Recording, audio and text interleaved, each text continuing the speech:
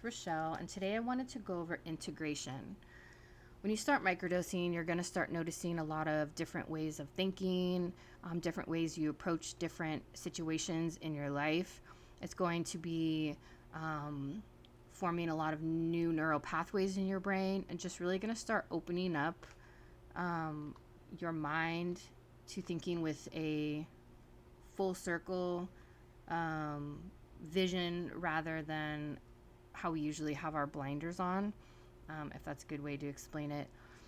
But it's really important to integrate these into your everyday life and to pay attention to what's going on, because if you're just microdosing and you're in that experience for the day and then you don't apply it to your everyday life and notice what's going on, then you're just really doing it to have the experience. You're not really doing it to learn from it and let it heal you. So I went on the internet and did a little searching. I found an article from a psychedelic integration clinic. And so this little article I'm going to read is based on that. So this is based on heavier doses, but it also applies to microdosing, maybe not on such a large scale, but it definitely does still apply. And then there is a section in your Psilocybin mushroom companion, also on integration. So I will go over that also. So this is from the article, What is Psychedelic Integration? Is there an expression that goes beyond life-changing? If there was, it would be appropriate for many people to describe their experiences with psychedelics. Just one encounter with psychedelics has the potential to change someone's life.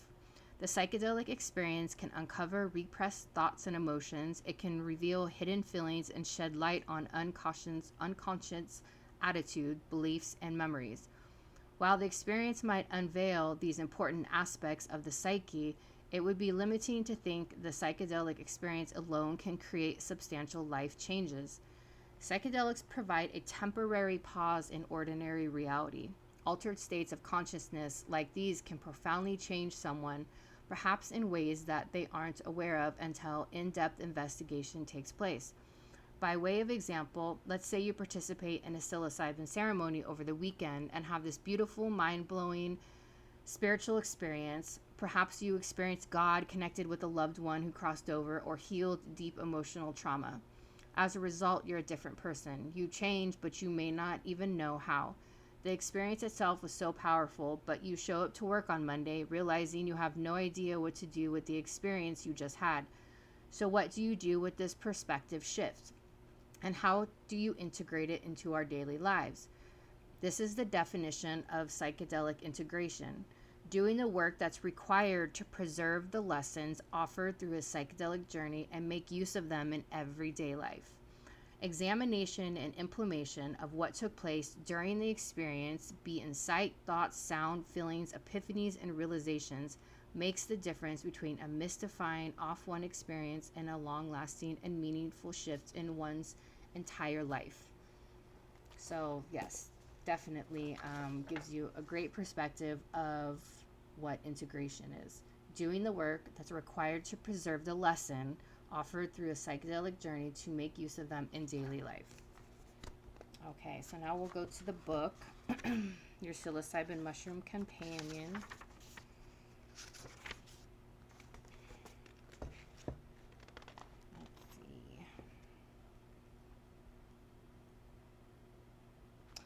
Integration.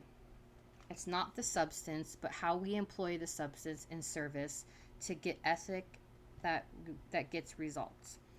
Integration is arguably one of the most misunderstood concepts in psychedelics.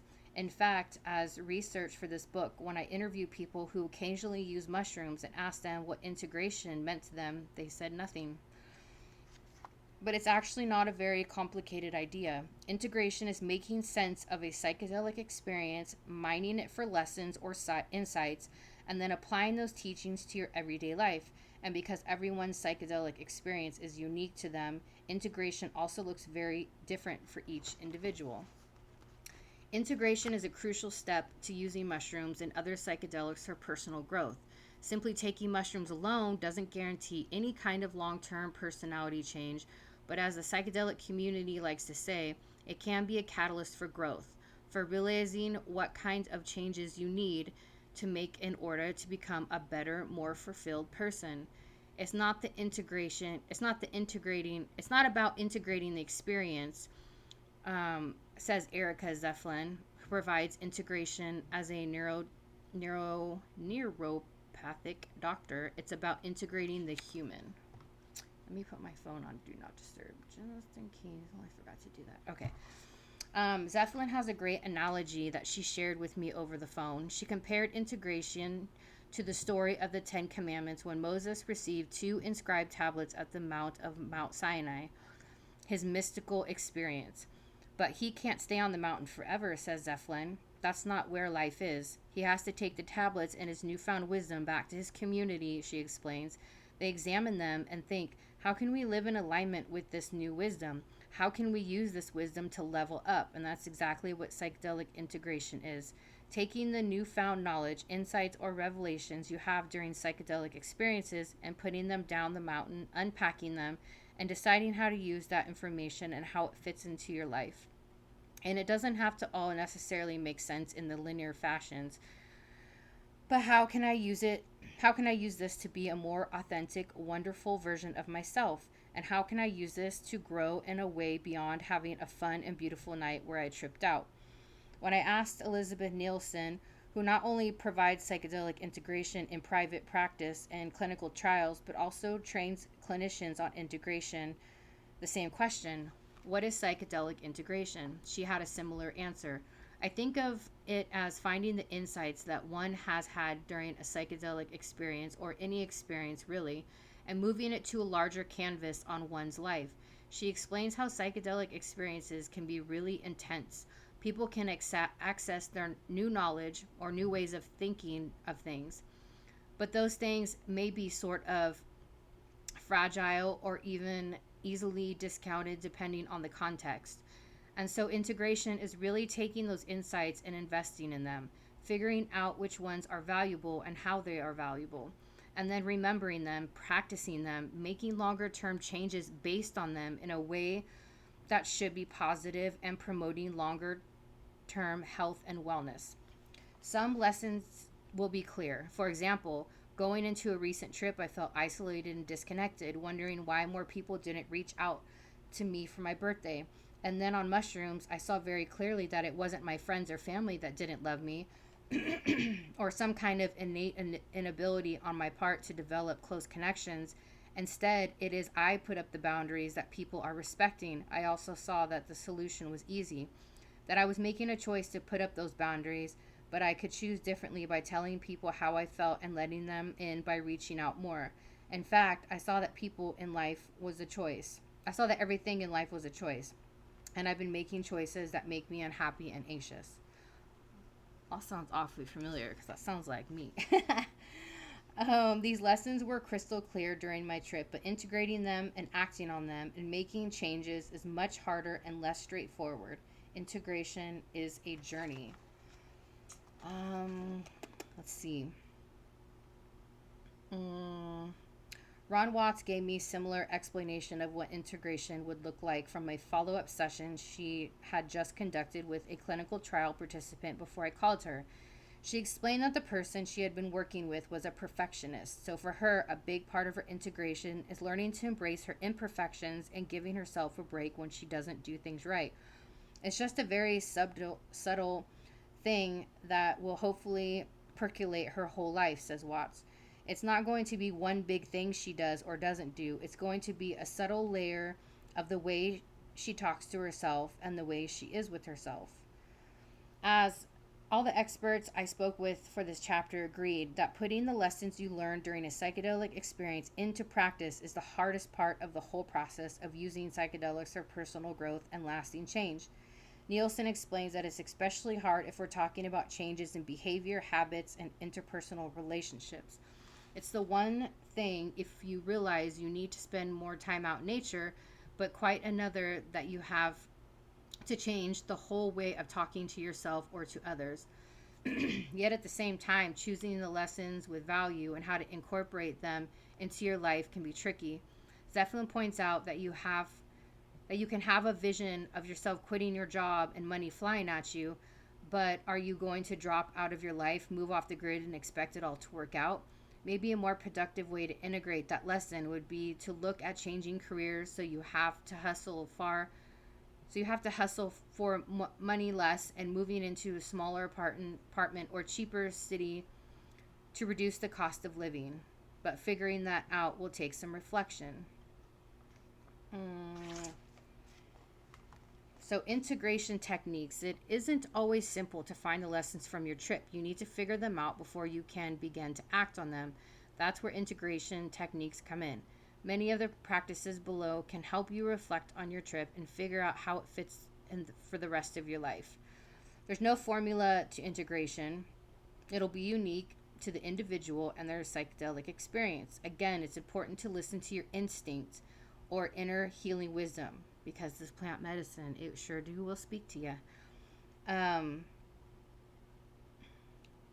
to see which of these activities speak to you. It's not necessarily to start a new practice like meditation or yoga to integrate, but if that resonates with you, give it a try. So, journaling and other forms of self-expression. The most popular and highly encouraged technique for integration is journaling.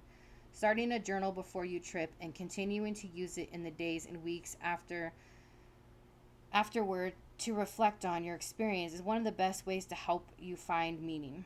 What's more, going back and reading your journal entries weeks, months, or even years later can help you make sense of your journey and give you an opportunity to reflect on your growth. There's no formula to journaling, but I would recommend starting before you trip or microdose by writing out your intentions, expectations, fears, and hopes. You can bring your journal along for your experience to capture any realizations or insights in the moment. And then it just kind of goes on like when you're tripping, how to journal, but we're not doing the heavier doses. And in the community, it talks about just, getting together with friends and family that have possibly had psychedelic experiences also, and talking with them about it. Integrating therapy and coaching, so there are integrating clinics out there that will help. Mindfulness and meditation. Meditation and other mindful techniques are also popular ways to integrate. In fact, a recent clinical trial out of Johns Hopkins showed that people who were taught how to meditate during their course of psychedelic assisted therapy had the most beneficial experience compared to the group who only received standard support. If you already have a practice of meditation in your life, great, you're ahead of the curve. But if you don't, try starting one before your psychedelic experience. There are lots of different meditation techniques that you can find online, and you can even find guided meditations on YouTube. But for a simple start, the Psychedelic Times recommends sitting somewhere comfortable for just 5 minutes to begin and focus on your breath. When thoughts come, acknowledge them and try to let them go. The same applies for any physical aches or pains. Acknowledge, then let go. Like releasing a balloon and watching it disappear into the horizon. Once you get comfortable doing this for 5 minutes, try it for 10 and even set a timer if it helps. The important thing is to sit quietly with yourself and notice your breath, and then take it from there. This kind of practice can help you come into new insights, rewarding your psychedelic experience, or ways to apply lessons you've already received. Because the strong mushroom trip can open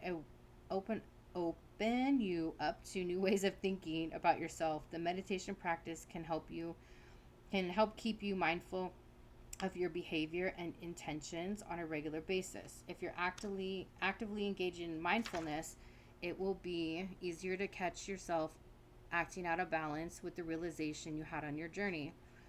It goes on to yoga, embodiment, and other bodywork techniques. Inspiring awe just talks about going out into nature, going hiking in the woods, which is my favorite. Somewhere where you can sit quietly and reflect and relax while you observe nature in the part of the process. It's not an unwanted negative side effect. Saying that feelings can even resemble a sort of hypomania for some. That can be just the push they need to start making changes in their life. I think it's actually a potent therapeutic tool. You're realizing like, wow, I've really got to join a gym and start working out. I've got to reach out to my friends and invest in meaningful social situations. If you're a little manic for a couple weeks, that can really help you take the step of going and joining a gym and actually picking up the phone and calling your sister, going to have dinner with your grandmother, or whatever it is. You start walking in that routine. Dealing with the post psychedelic experience, emotions can be hard, especially if you have some profound realizations during your trip and saw how much work you really need to do for personal growth. Well, that just goes into the heavier doses. But yeah, so I hope you guys all enjoyed that. Please make sure to like my YouTube and yeah, comment what you think or what you thought about it. Again, thank you for listening. I think I'm getting a little better at reading out loud. But yeah, so thank you guys, and try to stay cool in this ridiculous heat, and have a good rest of your day.